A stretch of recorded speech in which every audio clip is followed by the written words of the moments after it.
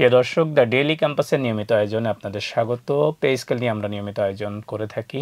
আপনাদের সঙ্গে আমি আছি তৌহিদ তুহি। আজ আমাদের সঙ্গে স্টুডিওতে আছেন বাংলাদেশ 11 থেকে 20 গ্রেড সরকারি চাকরিজীবী ফোরামের সাংগঠনিক সম্পাদক ও বিআইএম এর কর্মচারী সমিতির সম্মানিত সাধারণ সম্পাদক আমাদের আব্দুর রাজ্জাক ভাই। ভাই, আপনাকে আমাদের স্টুডিওতে স্বাগত। আপনাকেও ধন্যবাদ এত সুন্দর একটা আয়োজনে আমাকে দাওয়াত দেওয়ার জন্য। ভাই, আমরা পে স্কেল নিয়ে নিয়মিত আলোচনা করে থাকি। পে স্কেল নিয়ে সরকারি কর্মজীবীদের মধ্যে এখন ব্যাপক উদ্দীপনা, ব্যাপক আশার সঞ্চয় হচ্ছে। তো আমরা যদি একটু পিছনের দিকে যাই, সরকার পে স্কেল ঘোষণা করলো আপনাদের অনেক আন্দোলন, অনেক দাবির মুখে, এবং পে স্কেল কিন্তু কমিশন গঠন হওয়ার পরে তারা বিভিন্ন কার্যক্রম ইতিমধ্যে সম্পন্ন করেছে। তো সার্বিকভাবে তাদের এখন পর্যন্ত কার্যক্রমকে কিভাবে দেখছেন? ধন্যবাদ জানাই অন্তর্বর্তীকালীন বৈষম্য বিরোধী সরকারকে, কারণ তারা পে কমিশন গঠন করছে এবং পে কমিশন ইতিমধ্যেই একটি ভিন্ন আয়োজনে যে বিভিন্ন সংগঠনের নেতৃবৃন্দের সাথে আলোচনা করেছেন। তো এটা আমি সাধুবাদ জানাই 11-20 ফোরামের পক্ষ থেকে, কারণ এটাই হওয়া উচিত। কারণ এই পে কমিশন যাদের জন্য, তাদের যদি কি চাওয়া, কি সুযোগ সুবিধা আছে, এটা যদি এই পে কমিশন না জানে, তারা দেখা গেছে বিগত দিনের মতো একটা আকাশ পাতাল বৈষম্যহীন একটা পে স্কেল চাপিয়ে দেবে কর্মচারীদের উপরে। তা আমরা এটা খুব ভালোভাবেই দেখছি যে এবারের যে পে কমিশন, আশা করি যে আমরা খুব ভালো কিছু পাবো কর্মচারীরা। কারণ কর্মচারীদের মাঝে জানেন যে সেই 2015 সালের পর থেকেই কিন্তু একটি হতাশা বিরাজমান। কারণ হয়েছে 2015 সালে বিশাল একটা শুভঙ্করের ফাঁকির মতো একটি পে স্কেল হয়েছিল। এতে অনেক কর্মচারী মর্মাহত, কারণ টাইম স্কেল, সিলেকশন গ্রেডের মতো একটি সুবিধা রহিতকরণ করেছে। যেই সমস্যাগুলো ছিল, আশা করি এবারের যে পে কমিশন এখন পর্যন্ত আমরা 11-20 ফোরামের পক্ষ থেকে বা সরকারি কর্মচারী অঙ্গনের পক্ষ থেকে এখন পর্যন্ত আশা করি ঠিক আছে।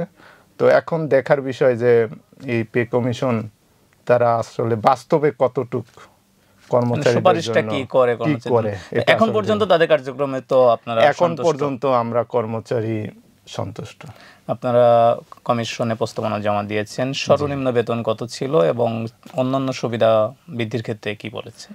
আমরা 11-20 ফোরামের পক্ষ থেকে আমরা সর্বনিম্ন 32,000 টাকা প্রস্তাব করেছি এবং সর্বোচ্চ 1,28,000 টাকা প্রস্তাব করেছি। এবং অন্যান্য ভাতাগুলো আমরা বাজার দর অনুযায়ী আমরা প্রস্তাব রেখেছি। আমরা নতুন কিছু প্রস্তাবনা দিয়েছি, যেমন ইউটিলিটি ভাতা, এটা ছিল না। এটা কারণ আমাদের জানেন বর্তমানে যে গ্যাস বিদ্যুতের পিছনে অনেক একটা বড় ব্যয় হয় কর্মচারীদের, এটা আমরা অন্তর্ভুক্ত করেছি। আমাদের শিক্ষা ভাতা, চিকিৎসা ভাতাগুলো যুগোপযোগী করার জন্য আমরা প্রস্তাব রেখেছি। এবং আমরা আরেকটা প্রস্তাব রেখেছি যে বিভিন্ন স্বায়ত্তশাসিত প্রতিষ্ঠানগুলোয়, কিছু স্বায়ত্তশাসিত প্রতিষ্ঠানে পেনশন আছে, কিছু স্বায়ত্তশাসিত প্রতিষ্ঠানে নাই। এটা একটা বৈষম্য। এই বৈষম্যটা যাতে না থাকে, যাতে সকল স্বায়ত্তশাসিত প্রতিষ্ঠানের কর্মচারীগণ জানে সরকারি কর্মচারীদের নেই পেনশন সুবিধা ভোগ করতে পারেন, এটা আমরা আমাদের 11-20 ফোরামের পক্ষ থেকে প্রস্তাবনা দিয়েছেন। আমরা বিভিন্ন ধরনের আলোচনা সমালোচনা দেখছি, কথা শুনছি। একটা কথা এরকম শোনা যাচ্ছে যে মূল বেতন খুব বেশি না বাড়িয়ে যদি সুবিধাগুলো, ভাতাগুলোকে বাড়ানো হয়, সুবিধা দেওয়া হয়, সেক্ষেত্রে হয়তো কর্মচারীদের কষ্ট দুঃখ কিছুটা লাঘব হতে পারে। এরকম যে চিকিৎসা ভাতা বাড়ানো বা চিকিৎসার ক্ষেত্রে সরকারি কর্মচারীদের জন্য বিশেষ কোনো হাসপাতালকে ঠিক করে দেওয়া বা সেখানে কম খরচে তাদের চিকিৎসা করানো, এই বিষয়গুলো উঠে আসছে। এগুলোকে কীভাবে দেখছেন? হ্যাঁ, এটা একটা সুন্দর প্রস্তাব। হ্যাঁ, যেটা আপনি বলছেন যে ভাতাগুলো তো অবশ্যই যুগোপযোগী করা দরকার। কারণ আমাদের সরকারি কর্মচারীদের যে ভাতাগুলো ছিল, এটা আসলে একটি হাস্যকর ছিল। বর্তমান যুগে আসলে তাল মিলাতে গেলে আর চলতে গেলে কর্মচারীদের, কারণ কর্মচারী এই সরকারি প্রতিষ্ঠানগুলো বাঁচিয়ে রাখে তাদের কার্যক্রম দিয়ে। এই সরকারি কর্মচারীদের তাদের বাঁচিয়ে রাখতে হলে তাদের পরিবারের যে সর্বনিম্ন যে ব্যয়, এটা তো বহন করতে হবে। সেই ক্ষেত্রে যে সরকারি কর্মচারীদের যে চিকিৎসার জন্য আলাদা একটা হাসপাতাল হইতে পারে, যে আমাদের সরকারি কর্মচারীদের যে হাসপাতাল আছে, আসলে এটা দেখা গেছে স্বায়ত্তশাসিত প্রতিষ্ঠানের কর্মচারীগণ এর বাহিরে এখন আছেন। তা আমি মনে করি হাসপাতালটা আরও যোগোপযোগী করা দরকার এবং ভাতাগুলো অবশ্যই বাড়ানো দরকার। আর আপনি যেটা বলছেন যে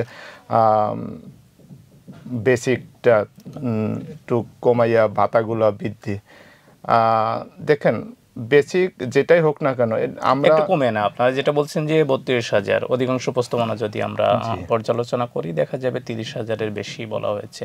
তো একজন কর্মচারী 30,000 মূল বেতন মানে আনুষঙ্গিক ভাতা দিয়ে 50,000 প্লাস হয়ে যায়। তো এর তো একটা বেসরকারি খাতেও একটা প্রভাব আছে, সামাজিকভাবে একটা প্রভাব আছে যে সরকারি চাকরিতে এন্ট্রি মানেই 50,000 টাকা, তখন চাকরিতে প্রবেশের একটা যুদ্ধটাও বেড়ে যাওয়ার একটা জায়গা আছে। এই জায়গা থেকে যদি মূল বেতনটাকে একটা পর্যায়ে রেখে অন্য ভাতাগুলো বাড়ানো যায়। দেখেন আমরা আসলে এবারে অনেক কিছুই আপনি যেটা বলছেন খুব যুক্তিযুক্ত প্রশ্ন।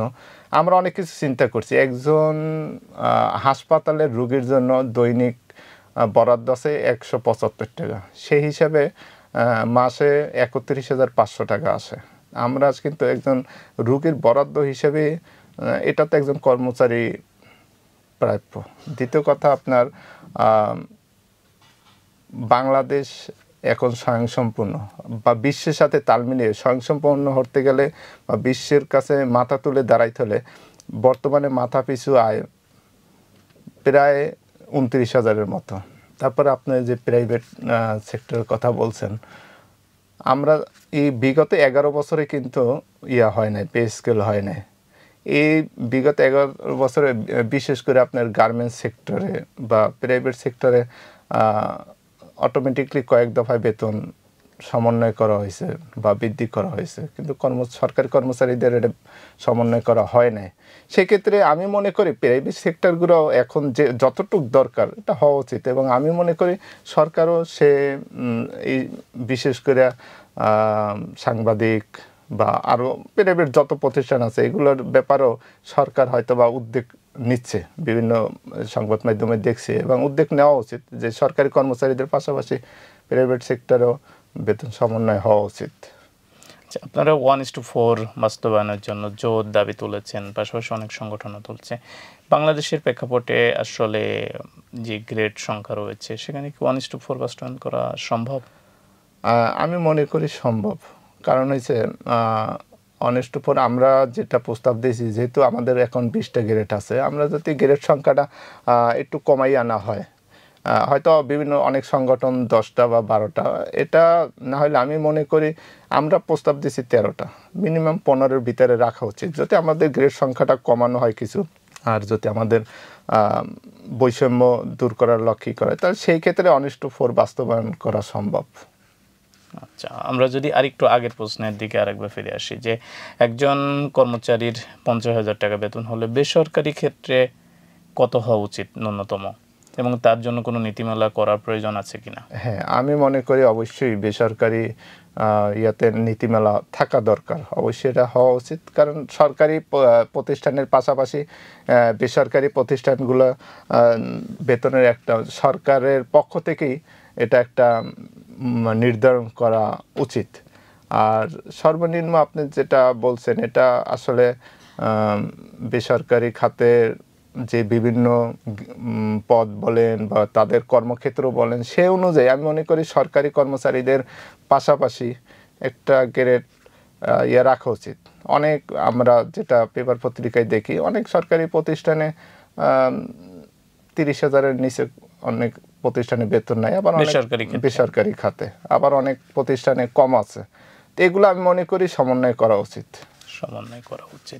তো আমরা যদি দেখি যে কর্মচারীদের যে প্রস্তাবনা 30,000 টাকা যদি ন্যূনতম বেতন ধরি, আনুষঙ্গিক ভাতা মিলিয়ে 60,000 টাকা বা কাছাকাছি হতে পারে, আপনার কি মনে হয় যে এইভাবে বেতন বাড়লে, এই হারে বাড়লে এটার প্রভাব বাজারে পড়তে পারে, মূল্যস্ফীতি বাড়তে পারে বা দ্রব্যমূল্যের দাম বেড়ে যেতে পারে? ধন্যবাদ আপনাকে।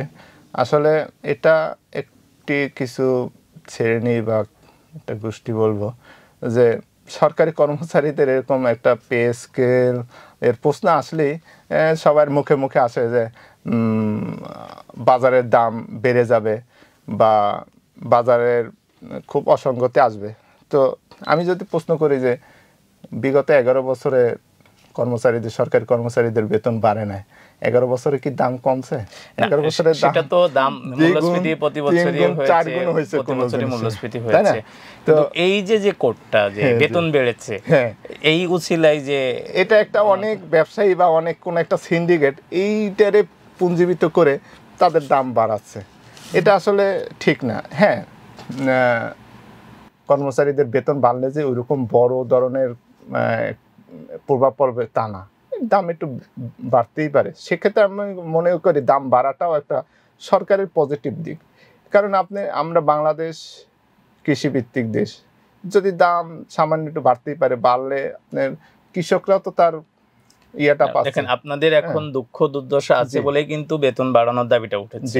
তো একই সঙ্গে যদি বাজারের জিনিসপত্রের দামও বেড়ে যায়, মানে আপনি এখন যে টাকায় সার্ভাইভ করছেন সেই টাকা দিয়ে আপনার টাকা যা বাড়লো সেই টাকা যদি আবার ওই দাম বৃদ্ধির মধ্যে চলে যায়, মানে আসলে কি আপনাদের মানে জায়গাটা কমবে কি না?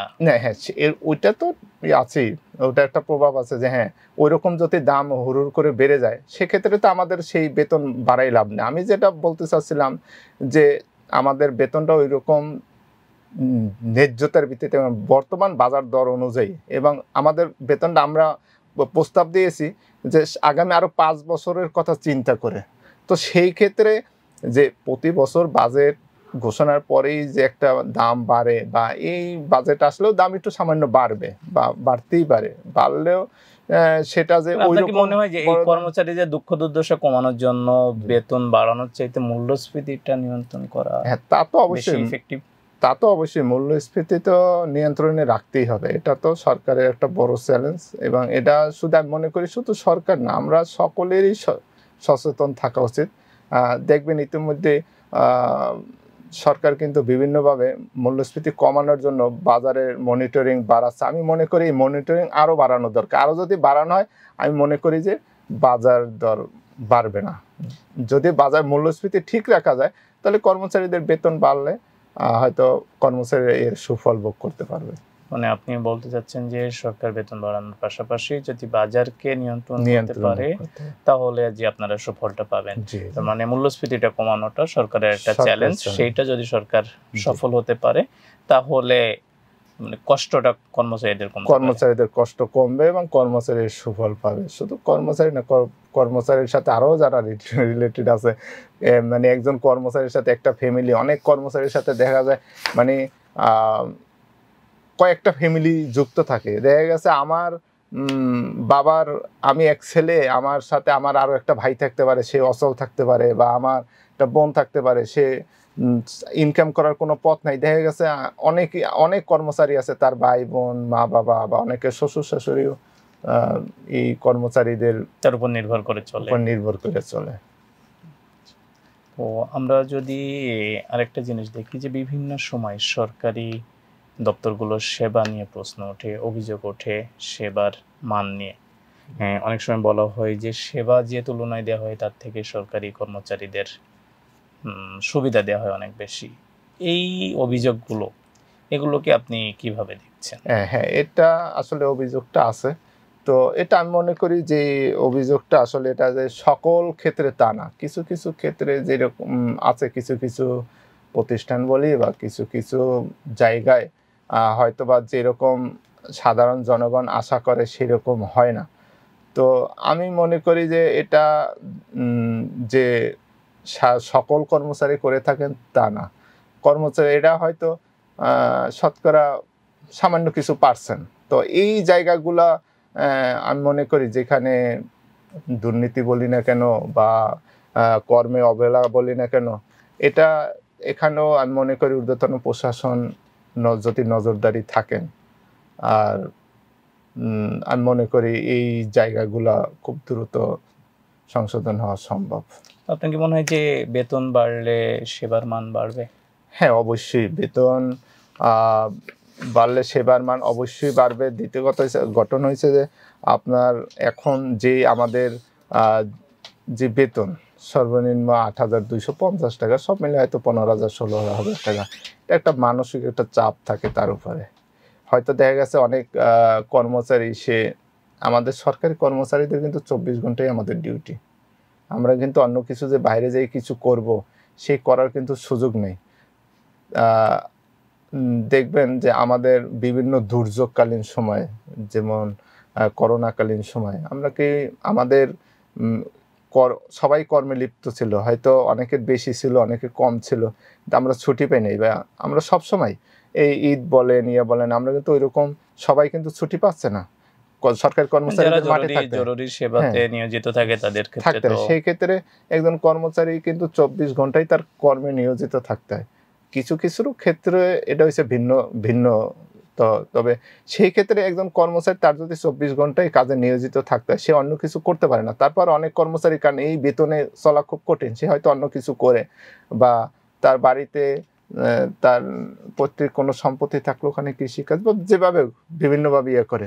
তো আমি মনে করি যে আমাদের কর্মচারীদের যদি এই ন্যায্য ভাবে বেতন বা তার যে একটা কর্মচারী চলার জন্য যতটুকু দরকার, ওটা যদি ঠিকমতো দেওয়া হয়, আমি মনে করি কর্মচারীদের আরো তাদের কর্মস্পৃহা বাড়বে, সেক্ষেত্রে সেবার মান বাড়তে পারে বলে আপনি মনে করতেছেন? বাড়বে আমি মনে করি। আরেকটা বিষয় হলো, যেহেতু আপনারা 11 থেকে 20তম গ্রেডে সরকারি চাকরিজীবী ফোরাম, সকল ধরনের সারা দেশের কর্মচারীদের সঙ্গে আপনাদের যোগাযোগ আছে। বিষয়টা হলো, রাজধানীতে জীবনমান যেমন ব্যয়বহুল, রাজধানীর বাইরে যদি আমরা চিন্তা করি একটা প্রত্যন্ত অঞ্চলে বা জেলা শহরে, সেক্ষেত্রে কিন্তু রাজধানীর তুলনায় অনেক কম। আমরা যদি সরকারি চাকরির সুবিধাগুলো দেখি, যে শুধুমাত্র বাড়ি ভাড়ার ক্ষেত্রে কিছু শতাংশ রাজধানীতে যারা চাকরি করেন তারা বেশি পান, আর বাকি সুযোগ সুবিধা সবার জন্য সমান। অর্থাৎ যদি আমি গ্রামের যদি বলি, যে শেরপুরের একটা উপজেলায় একজন সরকারি কর্মকর্তা, তার যে জীবন মান, যে ব্যয়, আর রাজধানীতে ওই সমপদের একজনের ব্যয় কিন্তু পার্থক্য অনেক। তো আপনার কি মনে হয় যে একই বেতন কাঠামোতে যদি এই দুই ক্ষেত্রে বেতন পান, দুজন কর্মচারীর জন্য একটা বৈষম্য, বা এটাকে নিরসনে সরকারের অন্য কিছু চিন্তা করা উচিত? এটা আসলে ঠিক হবে না ওইরকম চিন্তা করলে। তখন আবার হবে কি, যে সবাই ঢাকামুখী হবে, রাজধানীর উপরে সবার ইয়া থাকবে যে রাজধানীতে সুবিধা বেশি। না, সুবিধা বেশি দিলেও আপনার সেক্ষেত্রে তো গড়ের সমান হয়ে যাচ্ছে জিনিসটা। হ্যাঁ, না, যেটা আছে ধরেন বাড়ি ভাড়ার ক্ষেত্রে, যেহেতু এলাকা পর্যায়ে বাড়ি ভাড়া কম আছে বা অনেকে নিজের বাড়ি থাকেন, সেই ক্ষেত্রে বাড়ি ভাড়াটা কম আছে। তো যদি মূল বেসিকটা তো মূলত যে তার খরচ, খাবার খরচ, হ্যাঁ হয়তো বা গ্রামে ঢাকা শহরের চাইতে দাম একটু কম, তো এটা আমার মনে হয় যে সমান রাখা উচিত। কারণ এটা অন্য বিশেষ কোনো সুবিধা রাজধানীতে যারা চাকরি করে তাদের জন্য, এটা রাজধানীতে যারা আছেন বা বিভাগীয় শহরে যারা আছেন, তাদের জন্য বিশেষ একটা সুবিধা রাখা যেতে পারে। এটা একটা যেমন ধরেন আমরা যেমন একটা প্রস্তাব দিছি যে ইউটিলিটি বিল এরকম, বা কোনো একটা ভাতা যদি দেয় যে সরকার, যে হ্যাঁ রাজধানীতে বা বিভাগীয় শহরে খরচ বেশি, এরকম একটা করা যেতে পারে। তো সব মিলিয়ে পে কমিশন তো এখন চূড়ান্ত প্রতিবেদনের দিকে ধাবিত হচ্ছে, চূড়ান্ত বিচার বিশ্লেষণ চলছে। আপনারা যে মতামত দিয়েছেন অনলাইনে, যে মতামত, এর মধ্যে দেখেছি বিভিন্ন সংগঠনের পক্ষ থেকে একটা ডেডলাইন দেওয়া হয়েছে 15 ডিসেম্বরের মধ্যে কমিশনের প্রতিবেদন জমা দেওয়ার বা নতুন পে স্কেল কার্যকর করার। আপনাদের সংগঠনের পক্ষ থেকে এরকম কোনো নির্দিষ্ট টাইম ফ্রেম বেঁধে দেওয়া হয়েছে? হ্যাঁ, আসলে কর্মচারী অঙ্গনে একটি হতাশা বিরাজমান। কারণ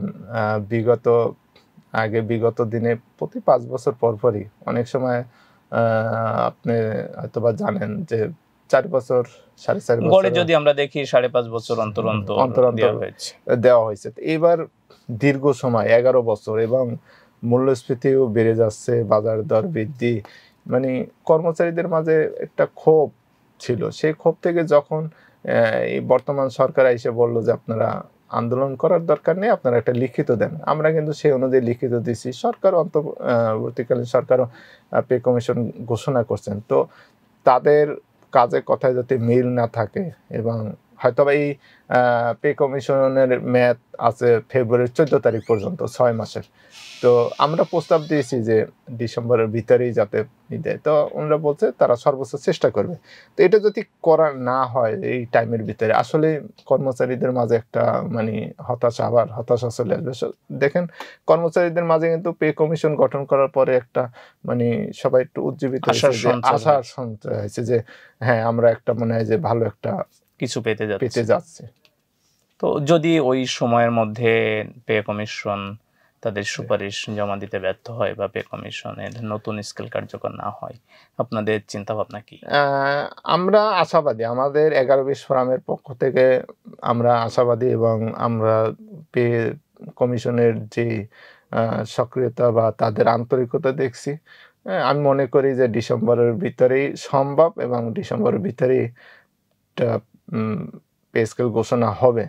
তো না হলে, আপনার প্রশ্ন যে না হলে সেক্ষেত্রে তো আসলে একটা মানে যে আগেই আমি বলছি যে কর্মচারীদের যে একটা ভালো আশা দেখছিল, সেটা থেকে আবার হতাশা নেমে আসবে কর্মচারীদের মাঝে।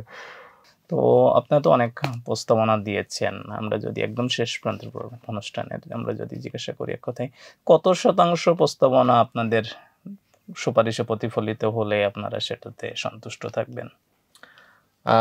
আমরা তো মনে করি আমাদের 11-20 ফোরামের পক্ষ থেকে আমরা সকল দিক বিবেচনা করি সরকারের সক্রিয়তা, বর্তমান দেশের সক্ষমতা, আর্থিক ব্যবস্থাপনা এবং কর্মচারীদের চলাফেরায় যতটুকু দরকার সবকিছু বিবেচনা করে আমরা আসলে প্রস্তাবনা দিয়েছি। তবে আমরা আশা রাখি, আমরা যদি আমাদের যে প্রস্তাবনা আমরা সর্বনিম্ন 32,000 টাকা দিয়েছি, তো আমাদের যে প্রস্তাবনা আমরা মনে করি 80% থেকে 100% এর ভিতরেই থাকবে। আমাদের প্রস্তাবনা অনুযায়ী আমাদের পে স্কেল হবে। এটা আমাদের 11-20 ফোরামের পক্ষ থেকে এটা আমাদের আশা আর কি।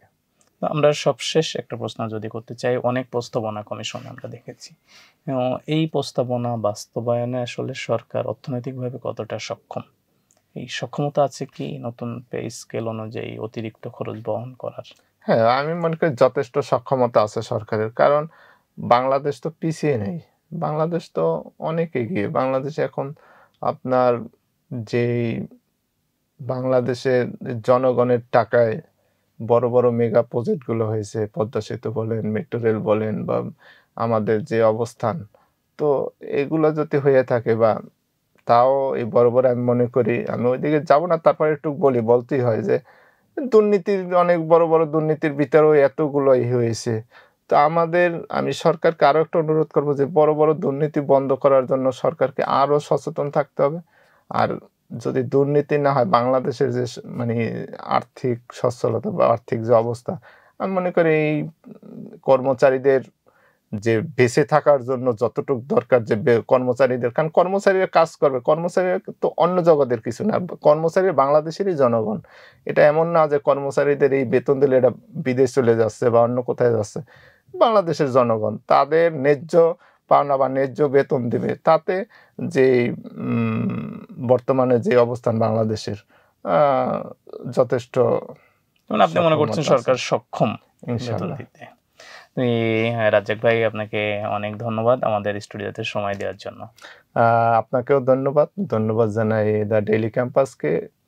আমি আশা করি আমি সাধারণ সকল সরকারি কর্মচারী এবং সাধারণ জনগণদের উদ্দেশ্যে বলতে চাই, আসুন আমরা চাই বৈষম্য মুক্ত একটি স্বয়ংসম্পূর্ণ বাংলাদেশ গড়ি, সকলে মিলেমিশে, এবং সকলে আমরা ডেইলি ক্যাম্পাসের সাথে থাকি। কারণ ডেইলি ক্যাম্পাস আমাদের কর্মচারীদের কল্যাণে, কর্মচারীদের ন্যায় কথা বলতেছেন, এবং কর্মচারীরা বাংলাদেশেরই জনগণ, বাংলাদেশ নিয়ে কথা বলতেছেন। তাই আমরা সকলে ভালো থাকি। ডেইলি ক্যাম্পাসকে ধন্যবাদ। জি, প্রিয় দর্শক, আমরা আজকের মতো এখানে বিদায় নিতে হচ্ছে। নিয়মিত তথ্য ও সকল সংবাদের আপডেট পেতে দ্য ডেইলি ক্যাম্পাসে নজর রাখুন।